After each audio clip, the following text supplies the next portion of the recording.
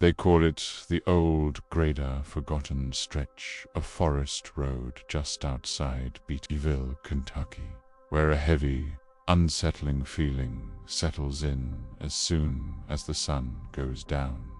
People talk, you know. They whisper about seeing something out there, a pale creature, something that feels more like a shadow than anything solid, darting between the trees. Naturally, I had to see it for myself. The first time I heard the name Old Grade was from a local man in Beattyville. I was just passing through on a road trip, and we got to talking. He leaned in, his voice dropping to a near whisper. "My family," he said, "we've hunted those woods for generations. But one night, we saw her, a white thing with these deep black eyes. It just stood up and it stared. We never went back." The look on his face wasn't one of a man telling a tall tale. He was genuinely shaken. That's when I knew I had to go. So I drove out there.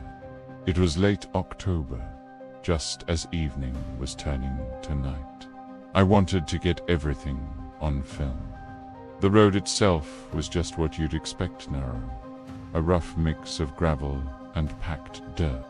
The trees on either side were old and gnarled, leaning over the road like they were sharing secrets. There was no moon, and the dense forest just seemed to swallow up any light it could find. My headlights barely cut through the darkness, reaching only a few feet ahead. Almost immediately, things started getting weird. My radio, which had been playing fine just moments before, died. All I could get was a sharp, hissing static. It was unnerving. Then I saw it. A flash of movement in my rearview mirror. Something quick, darting between the tree trunks, just at the edge of the light. My heart started pounding, but this is what I came for. I pulled the car over, killed the engine, and grabbed my camera. The second I stepped out, the air felt different. It was cold, still, and so quiet the only thing I could hear was the sound of my own breathing. I found a set of tracks leading off the road. They could have been deer, but something about them felt off. The deeper I walked into the woods, the more the silence felt like a physical weight pressing down on me. And then I saw it. At first, it was on all fours, and my brain tried to make sense of it: a large dog, maybe a wolf. But its shape wasn't stable.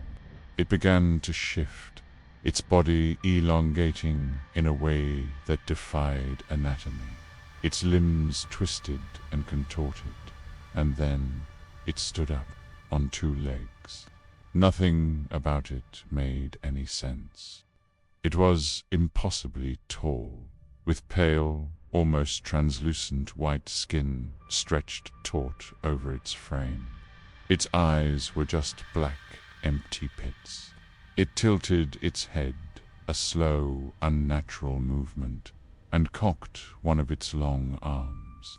A sound came from it, a low, chattering noise, like clicks and pops, but it had the resonance of a voice, one far too deep to be human. I was completely frozen. I couldn't move, couldn't breathe. Then it whispered, but not with words. It was a feeling, a vibration that seemed to run right through the air and into my bones. And then it started moving toward me. I snapped out of it and started backing away, stumbling over roots I couldn't see. The creature just kept coming. Suddenly, a blast of wind slammed into the trees behind me, even though the air had been dead still. Branches cracked and splintered, That's when I turned and ran. I sprinted back towards the road, not daring to look back, just running for the faint outline of my car. When I finally reached it, fumbling for the door handle, I saw its reflection in the driver's side window. Those black eyes, just staring. I threw myself inside, started the engine, and slammed the accelerator. My nerves were completely shot. I risked one last glance in the rearview mirror, and there it was, a tall white figure standing right at the edge of my headlights' glow. A few seconds later, I looked again. The woods were empty, silent, as if nothing had ever been there. Back home, I anxiously went through the footage. My main cameras had all cut out the moment it appeared, just static.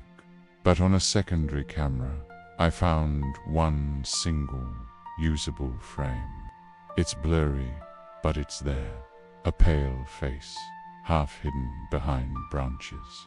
Tall, thin, and staring directly into the lens. They call it the white thing of old grade. So, if you ever find yourself on that beat-up gravel track outside Beattyville after dark, my advice is to move quickly, because some shadows don't just stay in the dark. Some shadows follow you. Thanks for watching and sticking with me through that. If you're into these kinds of explorations into the unknown, make sure to hit that like button and subscribe to the channel. Let me know in the comments if you've ever heard similar stories. Stay safe out there.